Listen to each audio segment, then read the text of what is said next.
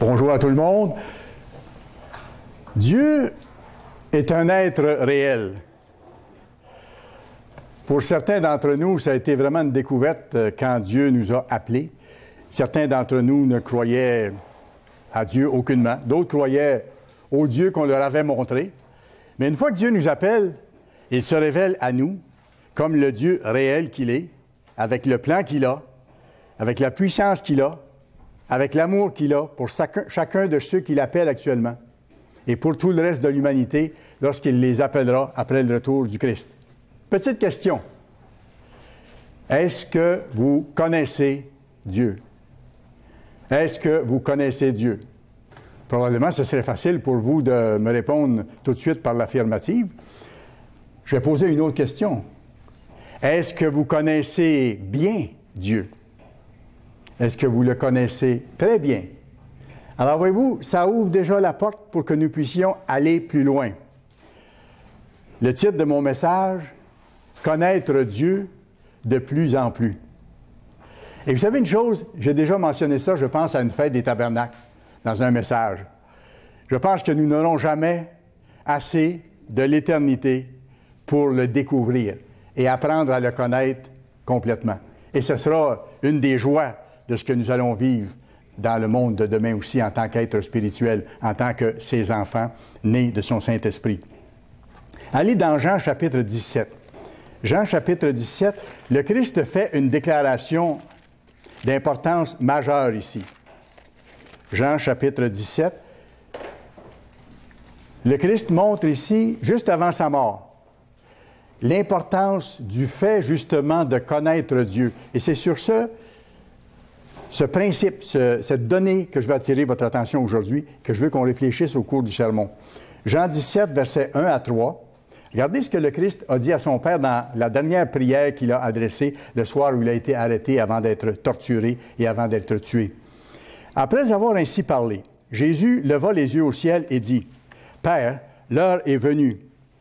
Glorifie ton Fils, afin que ton Fils te glorifie, selon que tu lui as donné le pouvoir sur toute chair, afin qu'il accorde la vie éternelle à tous ceux que tu lui as donnés. » Alors, voyez-vous le but de Dieu ici, pour tous les êtres humains, à commencer par ceux qu'il appelle maintenant, le petit troupeau. OK? Maintenant, il va plus loin. Regardez le verset 3, et c'est sur ce verset-là surtout que je veux attirer votre attention. « Or, la vie éternelle, regardez bien, c'est qu'ils te connaissent, toi, le seul vrai Dieu, et celui que tu as envoyé, Jésus-Christ. » C'est fort comme déclaration et c'est puissant, là. Il y a un contenu énorme ici par rapport au but que Dieu a en appelant chaque être humain à tour de rôle, le petit troupeau maintenant et le reste de l'humanité après le retour de Christ. Et je répète, « Or, la vie éternelle, c'est qu'ils te connaissent, Dieu. » Voyez-vous l'importance de ça? C'est une importance absolue. Parce que le fait de vraiment connaître le Dieu réel mène à quoi? À la vie éternelle. Comprenez-vous l'importance d'apprendre à connaître le vrai Dieu? Et il y a des façons d'apprendre à le connaître. Nous allons le voir aujourd'hui. C'est Dieu qui a fait les premiers pas en ce qui vous concerne, en ce qui me concerne. C'est Dieu qui a choisi de vous attirer au Christ pour que vous appreniez son plan, que vous appreniez ses lois, que vous en viviez et que vous vous prépariez à servir les êtres humains dans le monde à venir en leur enseignant les mêmes choses selon lesquelles vous et moi devons vivre maintenant dans un monde qui est hostile à Dieu et qui ne le comprend pas. Pour que nous suivions ses enseignements, son exemple, en vue de nous accorder, si nous sommes fidèles, la vie éternelle. La vie éternelle, c'est qu'ils te connaissent, Père, et celui que tu as envoyé. Quand un appelé le fait, quand il se soumet à ce que Dieu lui montre, Dieu intervient directement dans sa vie personnelle. Et on pourrait, à tour de rôle, évoquer plein de belles expériences qu'on a vécues par rapport à ça. Et c'est tellement encourageant. Parfois dans des grandes choses, mais parfois dans des toutes petites choses, où Dieu se manifeste à ceux qui veulent faire sa volonté. Pas à ceux qui sont parfaits, on n'est pas parfait, personne. Mais ceux qui sont en train de travailler à faire la volonté de Dieu. Celui qui le fait, Dieu se manifeste à lui. Au cours de sa vie, dans ce qu'il vit. Et à ce moment-là, la personne découvre de plus en plus qui est le vrai Dieu et elle comprend de plus en plus les choses de nature spirituelle qu'on peut évaluer seulement avec l'Esprit de Dieu. C'est possible de connaître la divinité. Non seulement c'est possible, mais c'est absolument nécessaire. Je viens de vous dire que c'est ce qui mène à la vie éternelle. Si je ne connais pas le vrai Dieu, si je ne travaille pas à devenir comme lui, je n'ai pas d'espoir de vie éternelle. Tout est là. La divinité, pour le moment, on a eu des messages dernièrement là-dessus, et il y en a sur Internet. La divinité, pour le moment, se compose seulement de deux êtres. Elle se compose de Jésus, le Fils, qui a été le témoin fidèle. Il est venu porter un témoignage à la vérité. Il a révélé le plan de Dieu, il a révélé ses lois et il a révélé son Père. Le Père que Jésus est venu révéler, il est le deuxième être de la divinité. Ils sont les deux seuls pour l'instant. Maintenant, allez dans Matthieu chapitre 11. Matthieu chapitre 11. Matthieu chapitre 11. Et nous allons lire le verset 25, à partir du verset 25.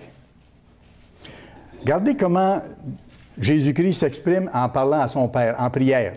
Nous aussi, on doit prier Dieu en lui parlant dans nos mots. Et le Christ lui exprimait ses sentiments, ses émotions, ce par quoi il passait, ses demandes et ainsi de suite. Et nous, on doit apprendre sur ce modèle-là. Et regardez ici, Matthieu 11, versets 25 à 27. En ce temps-là, Jésus prit la parole et dit, « Je te loue, Père Seigneur du ciel et de la terre, de ce que tu as caché ces choses aux sages et aux intelligents. » Voyez-vous, les grands du monde, la vaste majorité de l'humanité, même les grands scientifiques, les grands cerveaux, les grands théologiens, les grands philosophes ne comprennent pas les choses de Dieu parce que c'est spirituellement qu'on en juge et c'est avec l'Esprit de Dieu qu'on peut en juger et les comprendre. Et pour avoir l'Esprit de Dieu, il faut avoir l'attitude de vouloir lui obéir. C'est là qu'il nous donne l'Esprit pour comprendre. C'est ce que le Christ est en train de dire ici. Et ça nous montre en même temps à quel point notre appel, il est précieux. Je te loue, Père, Seigneur du ciel et de la terre, de ce que tu as caché ces choses aux sages et aux intelligents. Et regardez, et de ce que tu les as révélées aux enfants, aux petits, à ceux qui sont humbles, à ceux qui sont prêts à être enseignés, à ceux qui sont disposés à croire ce que dit la parole de Dieu et à la mettre graduellement en application. C'est ça. Et que tu les as révélés aux enfants. Verset 26, « Oui, Père, je te loue de ce que tu l'as voulu ainsi. » C'est selon son plan. Verset 27, « Toutes choses m'ont été données par mon Père, et personne ne connaît le Fils si ce n'est le Père, et personne non plus ne connaît le Père si ce n'est le Fils. » Alors, il signale ici qu'au point de départ, ces deux êtres spirituels éternels se connaissaient très bien de tout temps et se connaissent très bien. Mais là, il ajoute un petit bout de phrase après, qui nous concerne directement. Alors, personne non plus ne connaît le Père si ce n'est le Fils et celui à qui il veut le révéler. Alors, comprenez-vous, il faut que ça nous soit révélé. Ça nous est donné de pouvoir comprendre ces choses-là. Et ça, c'est important de le saisir aussi, parce que quand on comprend, c'est pas parce qu'on est meilleur que d'autres ou plus intelligent, c'est parce que ça nous est donné. Et ça nous montre le précieux de ça. Gardez votre place dans Matthieu. On va revenir bientôt après être allé dans un autre verset dans les psaumes. Dieu prend soin personnellement de ceux qui s'appliquent à faire sa volonté et à observer ses lois. On commence comme des petits-enfants qui apprennent à marcher. C'est difficile au début et tout à coup, ça devient un peu plus facile. On se tient debout, on est moins exposé à tomber. Il y a une solidité qui s'ajoute et ainsi de suite. C'est exactement la même chose sur le plan spirituel. Dieu sait d'où on part, il est patient envers nous, mais il nous donne tout ce dont nous avons besoin pour faire la route.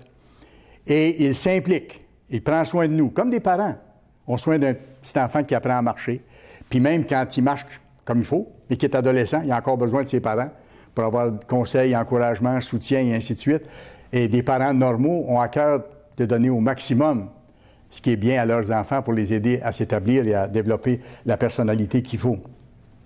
Alors Dieu prend soin personnellement de ceux qui s'appliquent à faire sa volonté. Comme ceux aujourd'hui, qui observent consciemment le sabbat, qui ont voyagé dans certains cas pour aller à la Sainte Convocation, Parce que la Bible nous dit, n'abandonnez pas la Sainte Convocation, parce que ça fait partie du sabbat, à moins qu'on soit malade ou empêché autrement. Mais sinon, on vient ensemble pour être nourris, comme ça a été mentionné dans la prière, et aussi pour fraterniser, parce qu'il y a une chimie spirituelle qui se passe entre les enfants de la famille de Dieu, quand on se voit au moins une fois par semaine lors du sabbat. Psaume 37. Allez dans Psaume chapitre 37.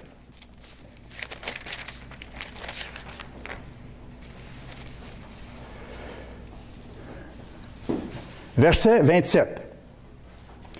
Voici notre responsabilité, une fois qu'on connaît les lois de Dieu, qu'on connaît le bien. Verset 27. Détourne-toi du mal, fais le bien. Ça, c'est les changements qu'on doit apporter dans notre vie et continuer de les apporter. Détourne-toi du mal et fais le bien. Et possède à jamais ta demeure. Ici, il y a une fenêtre ouverte sur la vie éternelle. Parce que si je m'applique à faire le bien, je connais mon Dieu qui me donne son esprit et qui m'amène vers la vie éternelle. Car, verset 28, c'est sur ce verset que je veux attirer votre attention, car l'Éternel aime la justice, sa justice, la justice de Dieu. Et il n'abandonne pas ses fidèles. Ils sont toujours sous sa garde. Ils sont toujours sous sa garde. Ça, c'est un grand encouragement que Dieu donne dans sa parole à ceux qui ont le courage de suivre l'appel de Dieu et de travailler à changer les choses qui ont à changer. Et c'est parfois extrêmement difficile. On a vécu des choses très difficiles, mon épouse et moi, dans le passé. Mais Dieu nous a toujours aidés à traverser ces choses-là quand il nous a appelés et qu'il y avait de l'opposition ou qu'on a dû abandonner des choses, qu'on a dû perdre des choses en cours de route. Il fallait avoir le courage de le faire. Il fallait avoir le courage d'être différent. Mais Dieu nous a bénis. Et il nous a maintenus jusqu'à aujourd'hui, il y a plus de 40 ans. Et on continue. Et plus ça va, plus on est enthousiasmé par ce qui vient, parce qu'on en est imbu davantage. On connaît notre Dieu de plus en plus. Et regardez Matthieu 10. Vous avez gardé votre place. Probablement allez dans Matthieu 10, maintenant, tout près de où nous étions. Regardez comment Dieu agit envers ceux qui l'appellent, envers ses enfants. Matthieu 10, le verset 29 à 31.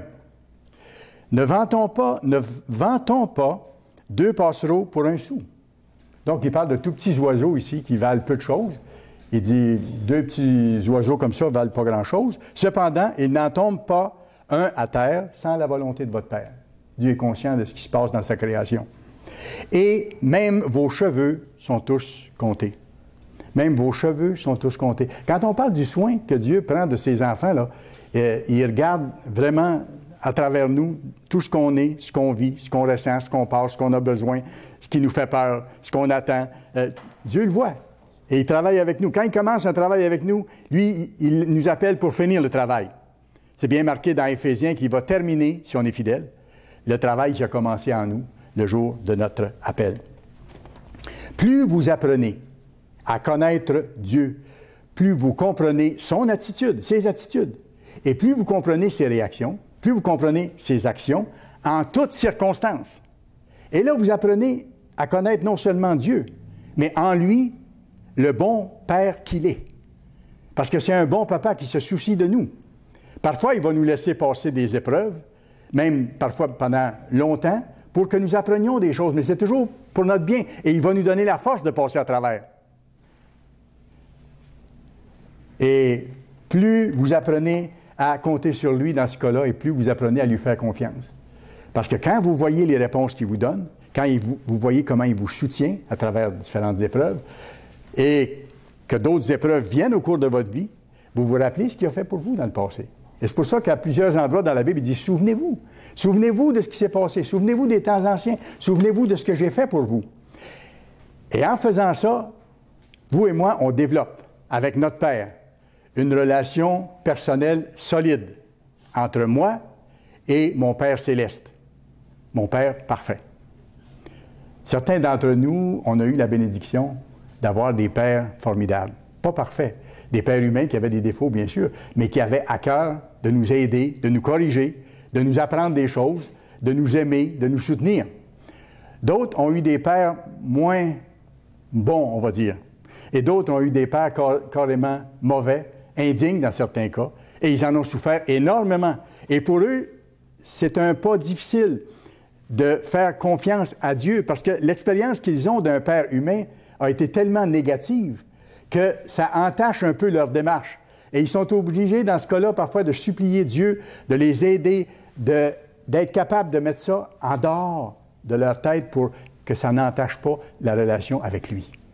Parce que Dieu est un bon papa. Et on découvre en lui, à ce moment-là, qu'est-ce que c'est qu'un bon papa qui prend soin de nous vraiment. L'Écriture nous montre que les grands hommes et les grandes femmes de la Bible ont appris à connaître Dieu. C'est une chose qu'on doit apprendre. Ça ne vient pas tout d'un coup. Ça se fait sur une période progressive. Ils ont appris à connaître Dieu, et même très bien. Tant et si bien qu'on voit des exemples frappants de ça. On voit par exemple un vieillard comme Abraham, auquel Dieu dit « Pars de l'endroit où tu es. Je ne te dis pas où tu vas aller exactement, mais pars, je vais te montrer en cours de route où tu dois aller. » Et Abraham a obéi, a cru en Dieu. Non seulement il a cru en Dieu, mais il a cru Dieu, ce que Dieu lui demandait de faire. Et on voit les bénédictions qui sont arrivées par la suite.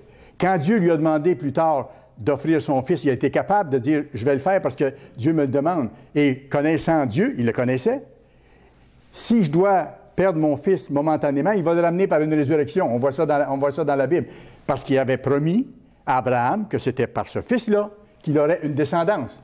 Voyez-vous, plus on connaît Dieu, plus on est capable de se fier à lui, de s'en remettre à lui dans toutes sortes de circonstances, et plus on est capable de faire référence à ce qu'il a fait pour nous dans le passé, et ça nous encourage. Allez dans Hébreux chapitre 11. Hébreux chapitre 11. On a un autre cas ici de quelqu'un qui a appris à connaître Dieu et qui a développé d'avoir confiance dans l'Éternel. C'est Moïse. Vous savez, Moïse a été sauvé des eaux. Il devait être mis à mort comme tous les enfants de son âge. Pharaon voulait les éliminer. Il avait été épargné. Et Moïse a été élevé à la cour de Pharaon, pas à n'importe quelle place, là. À la cour de Pharaon. Il était apparemment un des généraux importants de l'armée de Pharaon, quand on regarde l'histoire. Et à un moment donné, il a tout abandonné ça pour vivre autrement. Parce qu'il s'est joint au peuple hébreu, Dieu l'appelait, et plus tard, il a dirigé le peuple hébreu. Mais remarquez la décision puis le choix que cet homme-là a fait. Des grands pouvoirs, de grandes richesses, un poste, un statut, et il a tout abandonné, non pas pour avoir quelque chose d'aussi beau maintenant, mais pour souffrir avec le peuple de Dieu. Tout un choix, mais il voyait plus loin que la réalité immédiate. Regardez, Hébreux 11, verset 24. C'est par la foi que Moïse, devenu grand, refusa d'être appelé fils de la fille de Pharaon. Il préféra être maltraité avec le peuple de Dieu plutôt que d'avoir pour un temps la jouissance du péché. Et c'est vrai, le péché est agréable pour un temps. Et on peut continuer là-dedans, mais c'est pour un temps. Et quand c'est terminé, c'est terminé. Et il y a les conséquences qui viennent avec.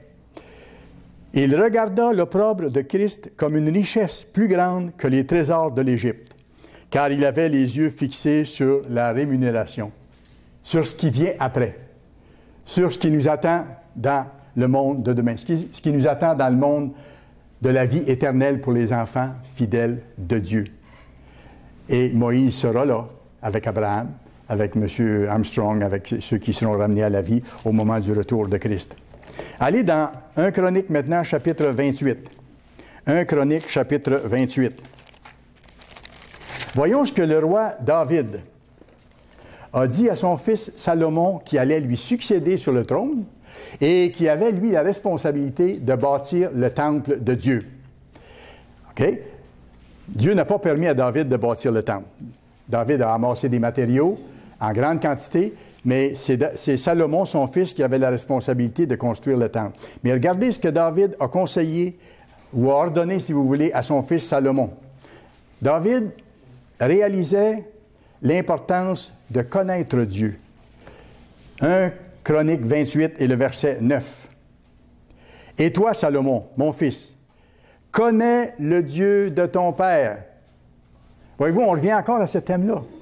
David dit à Salomon, « Connais le Dieu de ton père et sers-le d'un cœur dévoué et d'une âme bien disposée. » Ici, vous avez la définition, dans le fond, de ce que c'est que connaître Dieu.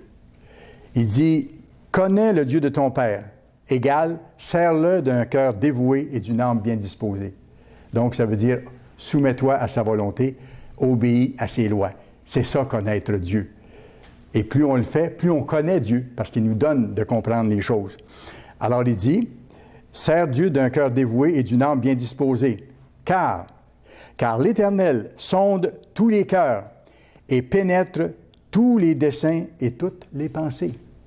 Ce que je vous disais tantôt, Dieu voit dans le cœur de ceux qui l'appellent et il travaille avec nous de façon extraordinaire. Maintenant, ici, il y a une nuance à apporter parce que quand vous regardez dans la version King James en anglais et dans le texte original, pénètre tous les desseins et toutes les pensées de votre cœur, et il comprend toutes les intentions de nos pensées. Il va plus loin, il ne sait pas seulement nos pensées, mais il sait les intentions que nous avons derrière nos pensées. Et même parfois, en tant qu'être humain, des fois, on a de la difficulté à définir quelle motivation on a, quel motif on a derrière ce qu'on fait. Mais Dieu dit, non seulement je vois vos pensées, mais je vois les motifs qu'il y a en arrière de vos pensées. Alors, David réalisait l'importance de connaître Dieu et de développer une relation solide avec lui. Premièrement, par l'obéissance. Allez à 1 Jean chapitre 2. 1 Jean chapitre 2, première lettre de l'apôtre Jean, chapitre 2, et on va lire simplement le verset 3 et 4, qui sont très clairs. Quand David dit à Salomon, « Connais l'Éternel, obéis-lui, fais sa volonté », en fait, l'apôtre Jean dit à peu près la même chose ici dans ces termes. Verset 3, 1 Jean 2, verset 3. « Si nous gardons ses commandements, nous savons par cela que nous l'avons connu. » C'est simple, hein? Mais quand on met ensemble les différents morceaux du casse-tête comme ça, l'image apparaît encore plus clairement. Il dit, « Si nous gardons ses commandements, nous savons par cela que nous l'avons connu. » C'est ça, connaître Dieu. Vivre selon ses lois. Et plus on le fait, plus Dieu se fait connaître à nous. Il y a un roulement qui s'établit entre lui et nous, et la relation personnelle devient de plus en plus forte et nous soutient de plus en plus dans les temps présents et dans les temps plus difficiles qui s'en viennent. Parce que si on accumule la force maintenant en développant cette relation, on aura ce qu'il faut pour passer à travers ce qui vient. Regardez le verset 4, très fort. « Celui qui dit « Je l'ai connu » et qui ne garde pas ses commandements est un menteur, et la vérité n'est pas en lui. » C'est simple, simple. C'est noir ou c'est blanc. Avec Dieu, il n'y a pas de demi-mesure. C'est clair, clair, clair. Clair comme de l'eau de roche. Alors, comment on connaît Dieu? Par l'obéissance. Comment on connaît Dieu aussi? En lui parlant. Par la conversation avec lui. Chaque jour, dans nos prières. Et pourquoi je dis une conversation avec lui? Parce que lui aussi nous parle. Comment? Comment est-ce qu'on appelle la Bible? La parole de Dieu. Alors, chaque matin, avant de commencer la journée, je fais ma prière à Dieu. C'est là la plus longue période que j'utilise le plus tôt possible pour parler à Dieu et mettre ma journée entre ses mains et tout ça. Et après ça, au cours de la journée, je fais mon étude de Bible. Là, c'est Dieu qui me parle. C'est la parole de Dieu. Et là, j'apprends des choses. Et je peux lui demander, dans ma prière, de me montrer les choses que j'ai à apprendre et ainsi de suite. Alors, comprenez-vous pourquoi je dis que c'est une conversation? La prière est une conversation dans le sens que si elle est jointe à l'étude biblique, c'est exactement ça. Et Dieu me parle par ça. Et Dieu nous parle aussi. On pourra vous donner des exemples à un moment donné là-dessus. Dieu nous parle aussi par les événements qui arrivent dans notre vie. Des fois, il nous donne des indications par des choses qui arrivent autour de nous ou qui nous arrivent. Si on est proche de lui, si nos antennes sont ouvertes, si on est sur le radar de Dieu, pour ainsi dire, on peut capter les choses que Dieu nous envoie comme message. Il faut que ce soit clair, bien sûr, là. Pas que ce soit des choses inventées de notre part ou quoi que ce soit, mais Dieu nous parle, ou parfois par des gens même autour de nous.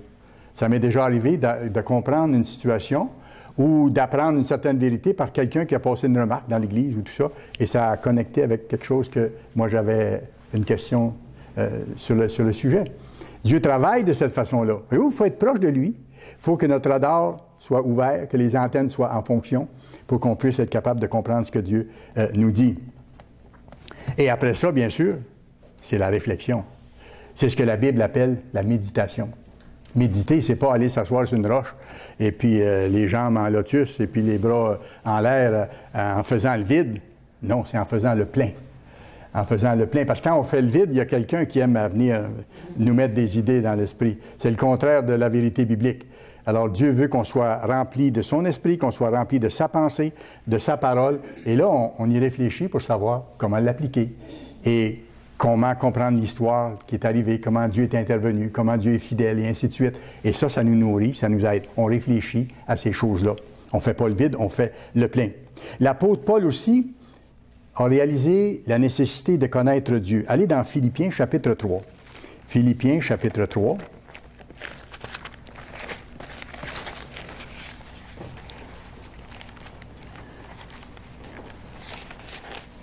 On va commencer à lire au verset 8.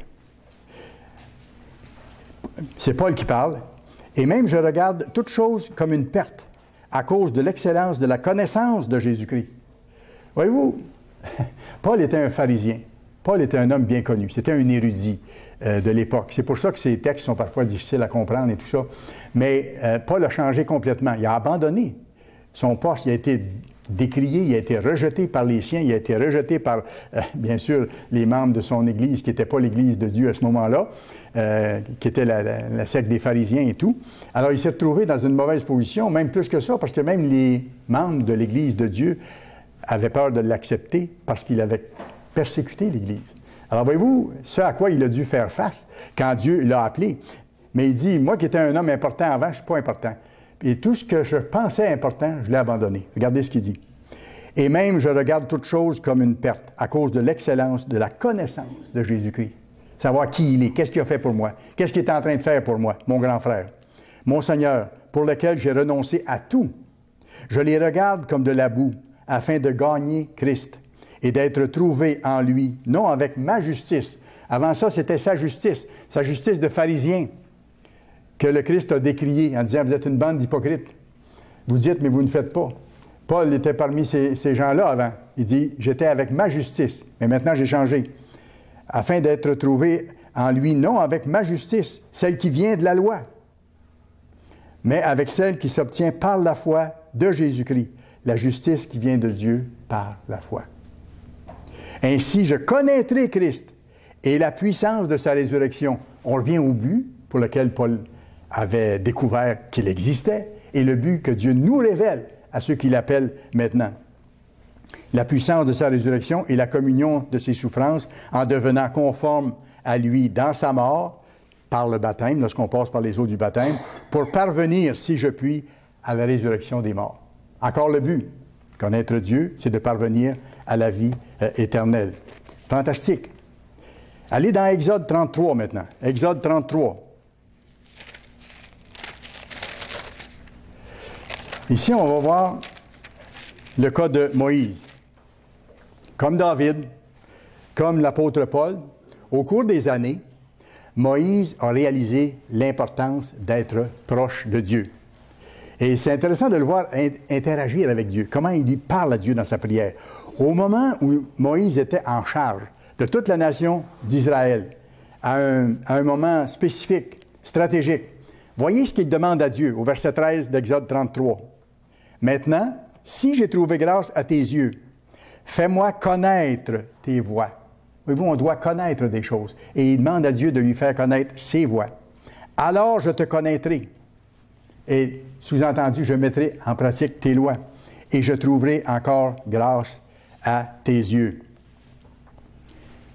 Il y a un lien direct entre le fait de connaître Dieu et le fait de vivre selon ses lois, de travailler à faire sa volonté.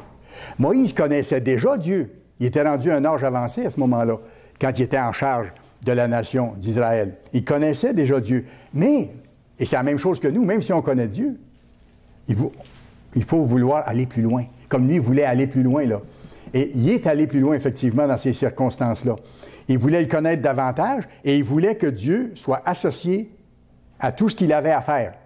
Autrement dit, sa vie devenait liée à la volonté de Dieu dans tous ses aspects. C'est ce qu'il est en train de mentionner ici. C'est rassurant pour nous, puis c'est encourageant de connaître Dieu, de connaître ses caractéristiques, de savoir qu'on peut se fier sur lui. D'ailleurs, Dieu n'est pas un menteur. Dieu ne ment point. C'est marqué clairement, mais c'est prouvé. Et Dieu ne change pas non plus. Il est le même hier, aujourd'hui, éternellement. On peut se fier. Dieu accomplit parfaitement toutes ses promesses. Et dans ce sens-là, Dieu est totalement prévisible. Et je fais une petite parenthèse. C'est comme ça que Dieu veut que nous devenions prévisibles, que nous développions son caractère pour qu'il sache que dans 1 million d'années et demie, s'il nous confie telle responsabilité, parce que nous serons des êtres spirituels, que nous allons être prévisibles, que nous n'allons pas nous détourner pour essayer de prendre sa place ou de créer des problèmes ou tout ça. Nous serons prévisibles parce que nous aurons développé son caractère vers la perfection et que lui nous rendra parfaits en temps et lieu. Voyons maintenant rapidement 3 autres caractéristiques de Dieu. Ça va nous aider à le connaître davantage, puis à l'apprécier davantage. 3 mots qui commencent par un mot latin, omni, qui veut dire totalement ou complètement. Dieu est omnipotent. Le mot potentiel, potentialité, c'est d'être capable de. Omnipotent, c'est qu'il peut tout. Dieu peut tout. Vous irez voir dans Luc 1, verset 37, c'est marqué « Rien n'est impossible à Dieu ». C'est vrai, rien n'est impossible à Dieu. Mais ici, je fais une petite parenthèse. Parce que parfois, des gens nous disent « Ah oui, mais Dieu peut pécher ». Non, Dieu ne peut pas pécher. Parce que c'est contraire à ce qu'il est. Dieu est amour. Et l'amour, c'est le reflet de ses lois, c'est ce qu'il est. Dieu ne peut pas aller à l'encontre de lui-même. Ce n'est pas une impossibilité, là. C'est un jeu de mots que de dire « Ah, Dieu pourrait pécher ». Non, non. Dieu n'est pas tenté par le péché et Dieu ne pêche pas. Sauf que dans sa création, dans tout ce qu'il a fait, rien ne lui est impossible. Job, Job, c'est un homme juste, vous savez. C'est un homme juste, connaissait Dieu, mais pas suffisamment. Dieu a permis dans son cas qu'il passe par des épreuves assez grandes. Ce n'est pas le cas de tout le monde, heureusement, mais dans son cas, ça a été assez spécial. On n'a pas toutes les informations, mais un jour, on saura tout ce que ça impliquait. Mais Job avait besoin d'apprendre d'autres choses aussi. Il est passé par de grandes souffrances, par de grandes épreuves, et il a appris finalement une leçon importante. Vous irez voir dans Job 42, verset 2. Job 42, verset 2. C'est intéressant parce qu'à partir du chapitre 38 dans Job, on voit que Job a posé des questions à Dieu sur sa situation et tout ça. Et là, Dieu lui répond à partir du début du chapitre 38. Vous pourrez lire ça, c'est formidable, parce que Dieu ne répond pas à ces questions. Mais Dieu répond à la question qu'il doit répondre, qui n'avait pas été posée. Il dit, Job, où est-ce que tu étais quand j'ai créé la terre? Tu étais où, toi, là, quand j'ai étiré le cordeau, puis que j'ai mis ça là, puis j'ai suspendu la terre dans le vide, et elle se tient, elle est toujours à la même distance du soleil, que j'ai établi les galaxies et tout ça. Où est-ce que tu étais? Et après ça, il décrit les animaux de la création, et la force et les qualités de chacun des animaux. Et puis, il lui montre plein de choses comme ça. Puis à un moment donné, là, Job réalise que Dieu est vraiment le Dieu suprême et qu'il fait ce qu'il veut et que ce qu'il fait, c'est pour le bien de ceux qui l'appellent. Et c'est pour ça que dans Job 42, verset 2, Job tire la conclusion, il dit « Je connais, Dieu, que tu peux tout. Je reconnais que tu peux tout et que rien ne s'oppose à tes pensées, ni à ton plan. » Là, ce qui est arrivé, c'est que Job est arrivé à un autre niveau de compréhension, à un autre niveau de connaissance de Dieu. Et dans nos vies, la même chose se produit. Quand on est fidèle à Dieu, on a des obstacles, puis parfois des gros. Heureusement, pas comme Job tout le temps, là, mais on a des obstacles. Et avec l'aide de Dieu, on peut passer à travers, on le supplie. Parfois, il aplanit le sentier. Parfois, il laisse l'obstacle, mais il nous donne le courage. Parfois, il nous donne la patience de passer à travers. Mais dans tout ça, il accomplit ce qu'il veut accomplir pour développer notre caractère et nous préparer aux fonctions que nous allons avoir par rapport aux êtres humains dans quelques brèves années, lorsque Christ sera revenu. Il dit, « Je reconnais, Dieu, que tu peux tout et que rien ne s'oppose à tes pensées. » Ça correspond à quelque chose de vraiment encourageant dans le Nouveau Testament. Allez dans Romains chapitre 8. Romains chapitre 8. M. Appartient se référait à ce passage-là régulièrement et c'était toujours un grand encouragement. À travers tous les événements que les appelés fidèles ont à vivre, Dieu est là, il se manifeste, il intervient pour que nous réussissions à passer à travers. Romains 8, verset 28. Nous savons du reste que toute chose concourt au bien de ceux qui aiment Dieu. Aimer Dieu, c'est mettre ses lois en pratique, on l'a vu tantôt. Alors, toute chose, les choses faciles, les choses agréables, les choses difficiles, les choses désagréables, les choses qui sont en suspens, qui nous dérangent, qui nous fatiguent, qui nous inquiètent, parce qu'on est des êtres humains. Il dit toutes ces choses-là, pour ceux qui ont à cœur de continuer à vivre selon ses lois, il dit toutes ces choses-là concourent au bien, amènent là où ça doit amener. Et Dieu prend soin de ses enfants, de ceux qui sont appelés selon son dessein. Quelles que soient nos circonstances, et elles sont variées, les gens qui sont ici, toutes des circonstances différentes, et parfois des circonstances très difficiles. Certains sont sortis de circonstances récentes difficiles, d'autres sont encore dedans. Mais Dieu travaille à travers tout ça pour façonner son petit peuple.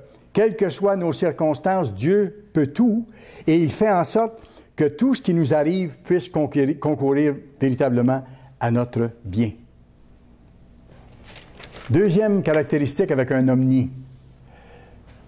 Omniprésent. Dieu est omniprésent.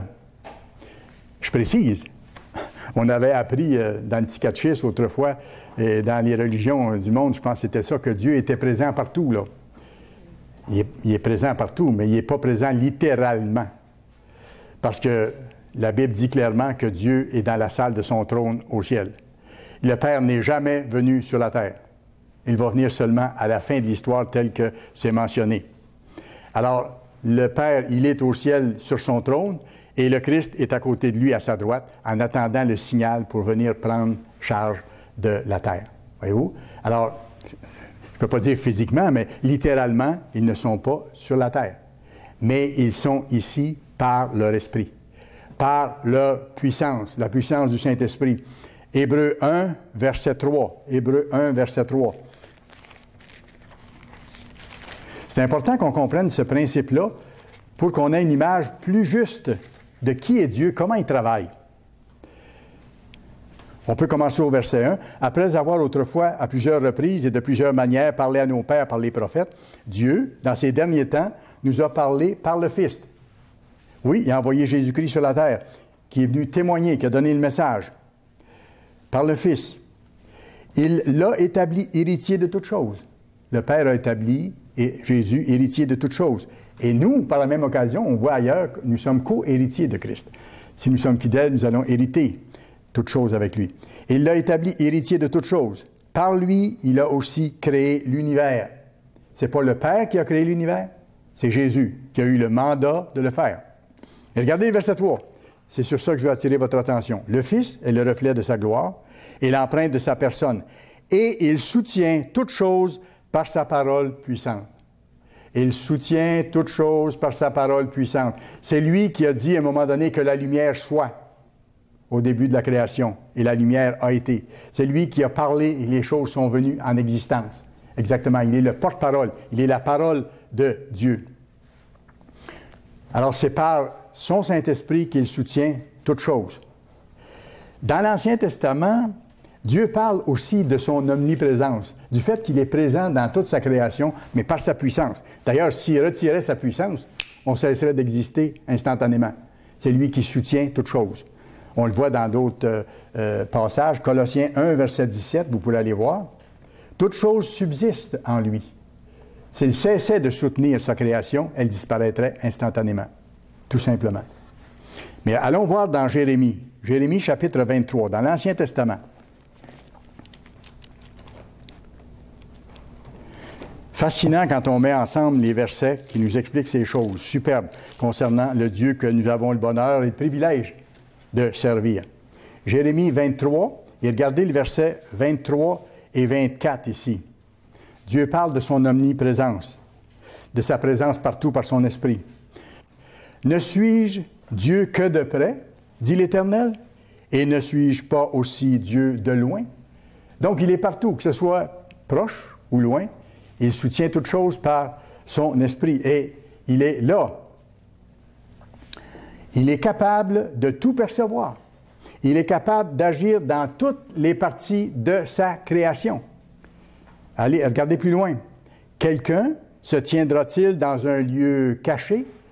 Autrement dit, y a-t-il quelqu'un qui peut se cacher puis faire des méchants coups sans que je le sache, sans que Dieu le sache? Quelqu'un se tiendra-t-il dans un lieu caché sans que je le voie, dit l'Éternel? Ne remplis-je pas, moi, les cieux et la terre, dit l'Éternel? Donc, je suis partout par mon esprit et je suis conscient de tout ce qui se passe sur la planète. Et plus particulièrement dans le cœur de ceux que j'appelle, parce que c'est avec eux que je travaille de façon spéciale maintenant. Mais je sais ce qui se passe sur l'ensemble de la planète. Allez dans Psaume 139, où on voit la même chose. Psaume 139, qui est très éloquent à ce sujet-là aussi. Psaume 139. On va commencer au verset 7. Commençons au verset 1. De David, psaume. Éternel, tu me sondes et tu me connais. Vous pouvez dire la même chose. Vous êtes appelé de Dieu. Tu me sondes et tu me connais. Tu sais quand je m'assieds et quand je me lève. Tu pénètres de loin ma pensée. Dieu sait ce qu'on pense, pourquoi on pense, quels sont nos motifs derrière nos pensées, comme j'ai mentionné tantôt. Tu sais quand je marche et quand je me couche. Et tu pénètres toutes mes voies. Car la parole n'est pas sur ma langue que déjà, ô Éternel, tu la connais entièrement.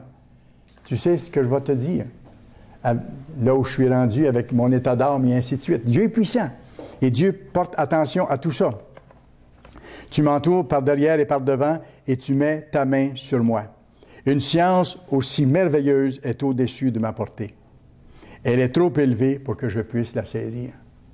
On n'a jamais fini de saisir cette majesté de Dieu, sa puissance infinie. Mais plus on la découvre, plus ça nous motive à nous approcher de lui puis à faire sa volonté. Puis là, quand on fait ça, comme j'ai mentionné, on le voit intervenir et ça devient un double encouragement qui nous aide à continuer.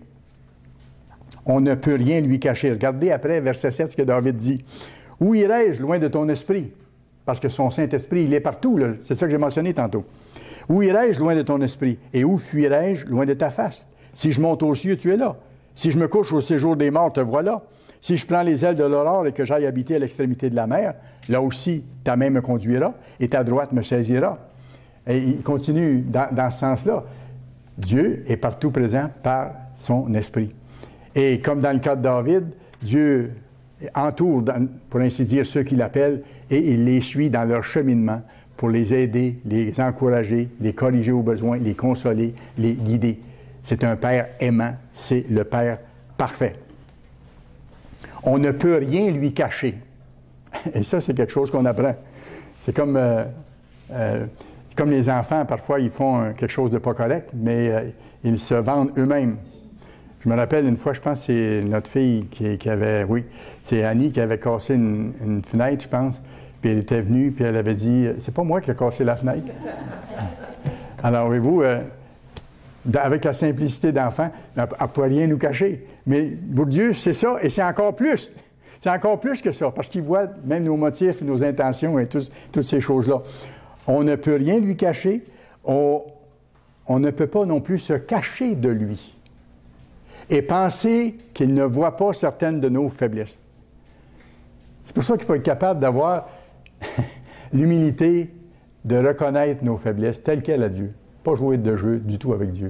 Dire les choses telles quelles. Avec telle situation, je ne suis pas capable.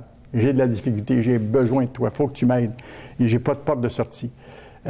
Si on reconnaît nos faiblesses, nos besoins, Dieu répond. Parce qu'il dit clairement, hein, Dieu fait grâce aux humbles, mais il résiste aux orgueilleux. À ceux qui disent, non, je ne veux pas pécher, moi, c'est pas moi qui ai cassé la fenêtre. C'est pas, Dieu n'agit pas de cette façon-là. Et on ne veut pas non plus rien lui cacher. Au contraire, on peut lui demander de nous aider à être transparent envers lui et qu'il voit à travers nous. Où que vous soyez, vous pouvez parler à Dieu qui entend et qui se souvient. J'ai envie de mentionner un exemple. Est-ce que je peux faire? OK. Parce que ça touche une femme ici dans l'Église pour laquelle Dieu est intervenu il y a 2 semaines. J'ai vraiment aimé qu'elle nous raconte son aventure parce qu'à un moment donné, elle est sortie de la maison, elle est allée travailler sur le terrain Et elle était seule. C'est un grand terrain. Les voisins sont quand même à une certaine distance. Et elle avait un chariot qui avait été rempli de ciment. C'était très, très lourd. Elle a pu le bouger un peu parce qu'il y a des roues en dessous. Elle a pu le bouger un peu, mais en reculant, pour un mauvais mouvement ou à cause du poids, ça l'a poussé à terre et tout ce chariot de ciment est tombé sur elle. Elle était vraiment mal prise, en grande douleur, et elle s'est mise à crier pour avoir de l'aide, c'est normal. Elle a crié, crié, crié. Personne, personne.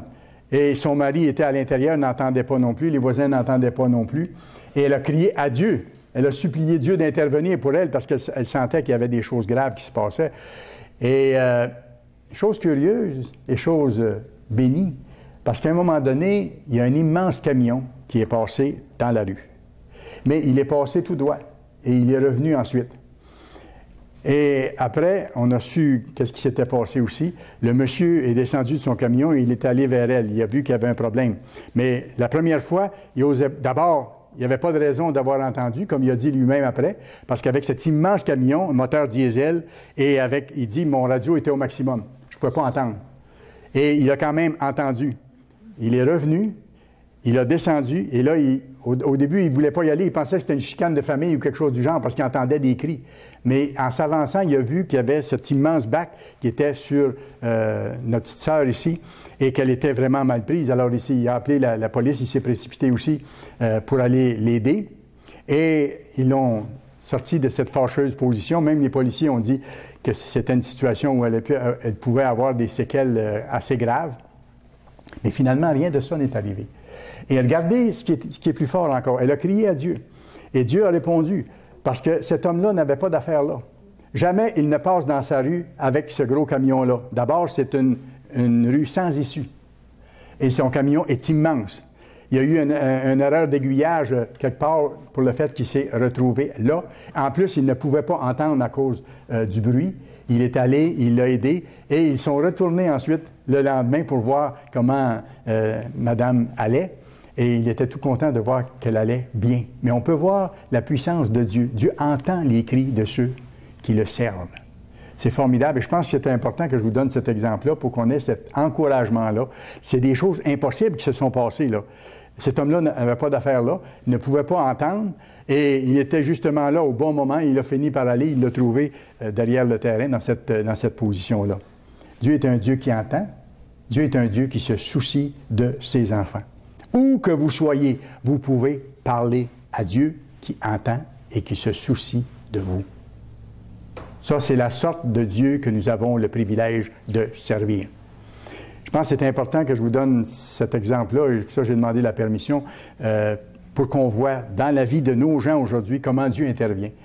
Et moi, j'ai l'impression que Dieu va se manifester de plus en plus alors que nous approchons de la fin et qu'il y aura des situations de plus en plus difficiles. Maintenant, le troisième omni, Dieu est omniscient. Dieu est omniscient. Dieu a une connaissance parfaite et totale. Dieu a une connaissance parfaite et totale de tout ce qu'il y a dans sa création. Psaume 147. Psaume 147.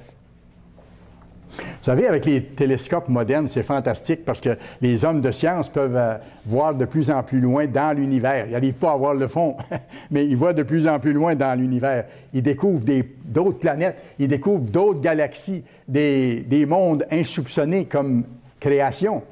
C'est fantastique. Et on est impressionné devant ces choses-là. Dieu n'est pas impressionné.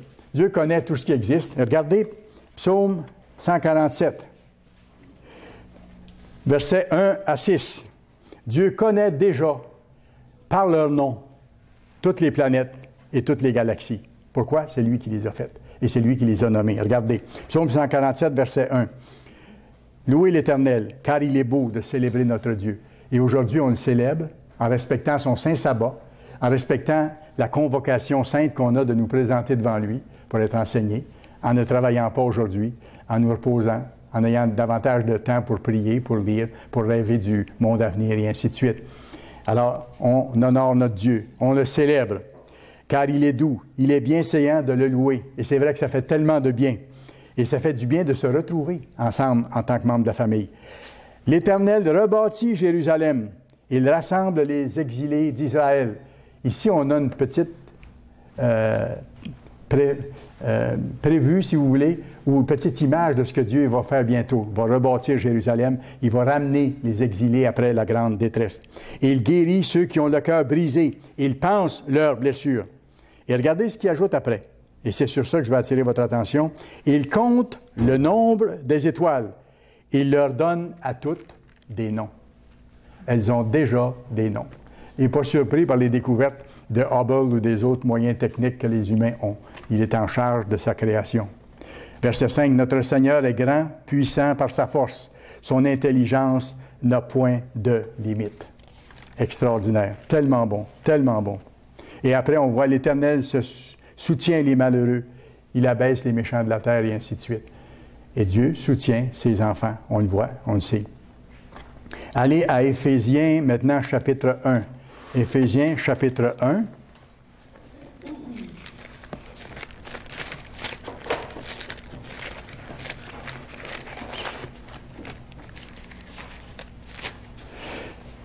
Éphésiens, chapitre 1. Connaître le vrai Dieu, là, ça fait toute la différence dans notre façon de vivre. Je pense que vous le voyez déjà, là. C'est important. Connaître le vrai Dieu, ça fait toute la différence dans notre façon de vivre. Et vous savez une chose? Si ce n'est pas le cas, si le fait de connaître Dieu ne nous amène pas à changer, c'est que nous ne le connaissons pas. Nous ne le connaissons pas vraiment. Ceux qui disent connaître Dieu, mais qui n'observent pas ses commandements, on a vu tantôt, Jean l'a dit, ce sont des menteurs. Ils pensent faire plaisir à Dieu, mais ils ne lui font pas plaisir et ils ne lui plaisent pas. Dans Éphésiens, ici, Paul priait pour eux autres. Les Éphésiens, pourtant, c'étaient des membres d'Église et ils avaient la foi, comme vous avez la foi. Mais les Éphésiens devaient eux autres aussi aller plus loin et connaître Dieu davantage. Regardez ce que Paul dit, Éphésiens chapitre 1, versets 15 à 18. « C'est pourquoi, moi aussi, ayant entendu parler de votre foi au Seigneur Jésus, donc les Éphésiens avaient la foi, et votre amour pour tous les saints, donc il y avait une belle fraternité dans l'Église, je ne cesse de rendre grâce pour vous, et remercier Dieu qu'il en était ainsi. Je fais mention de vous dans mes prières, comme c'est notre responsabilité en tant que ministre de prier pour vous, non seulement en tant que groupe, mais en tant qu'individu, quand vous avez des besoins et tout ça. Afin que le Dieu de notre Seigneur Jésus-Christ, le Père de gloire, vous donne un esprit de sagesse et de révélation dans sa connaissance. Voyez-vous qu'on doit augmenter dans la connaissance de Dieu par l'esprit de révélation?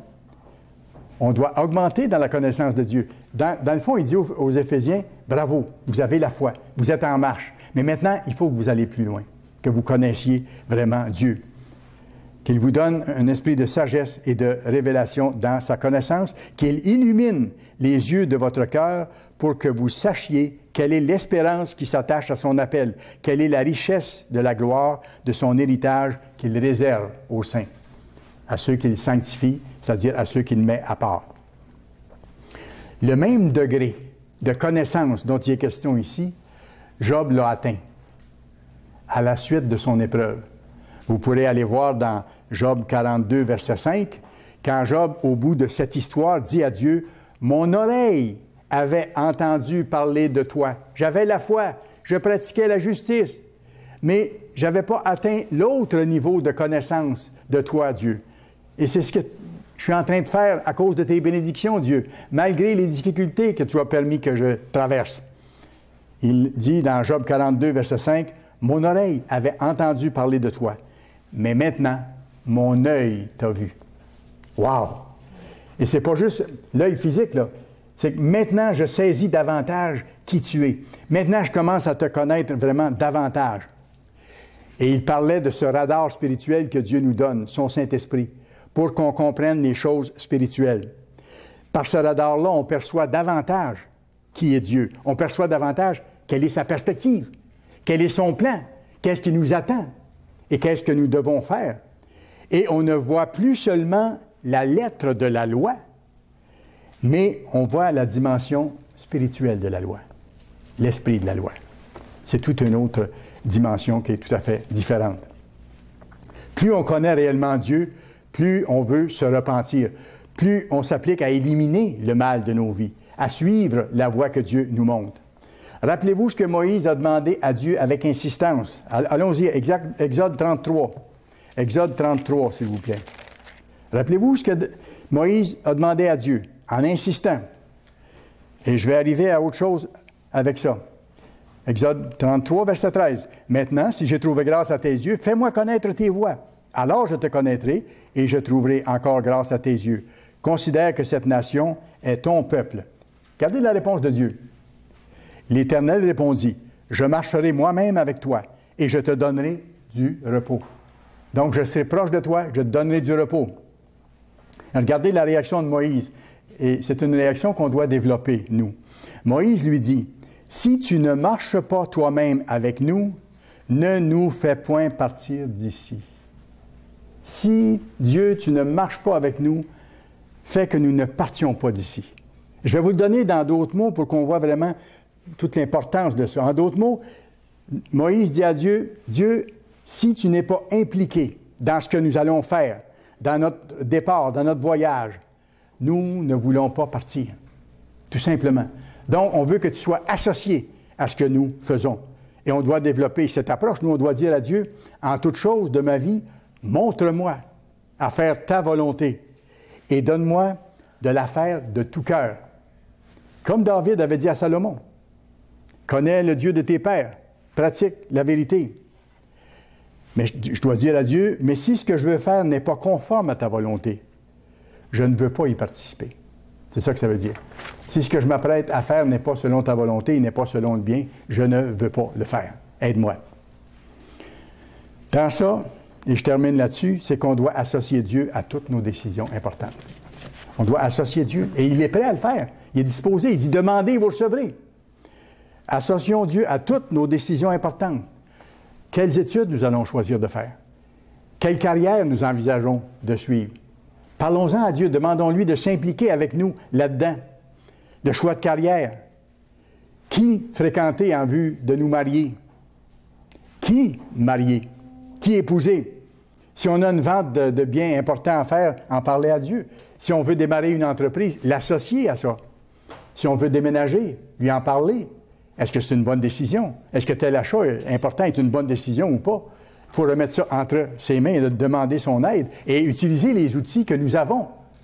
Jeûner, prier, demander son intervention, examiner les Écritures à ce sujet, chercher conseil auprès de gens qui peuvent nous répondre dans la situation présente et après prendre une décision éclairée et là aller de l'avant. Plus nous sommes proches de Dieu dans toutes les situations, plus Dieu est avec nous. Ça, c'est tellement encourageant. Et on développe ainsi son caractère, sa mentalité, et on se prépare à devenir ses enfants, ses fils et ses filles à part entière. Ça fait et ça fera toute la différence dans notre façon de vivre, aujourd'hui et à jamais.